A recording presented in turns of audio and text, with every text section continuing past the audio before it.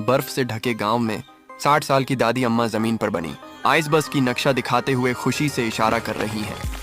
आंगन में दादी अम्मा मेहनत से एक बड़ा बर्फ का टुकड़ा उठा रही हैं। सफेद तोता एक छोटा टुकड़ा मुंह में दबाए मदद कर रहा है। पीछे बस का आधा हिस्सा बन चुका है। आखिरकार बर्फ की बस बन गई। अंदर बंदर, बकरी और गाय बैठे हैं। सब मुस्कुरा रहे हैं। रात के सन्नाटे में दादी अम्मा चारपाई पर सो रही हैं। तोता खर्राटे मार रहा है। बाहर से एक शरारती लाल तोता खिड़की से झांक रहा है। अचानक सफेद तोता जागता है और फोन उठाकर बोलता है, हेलो बंदर पुलिस, बस चोरी हो गई है।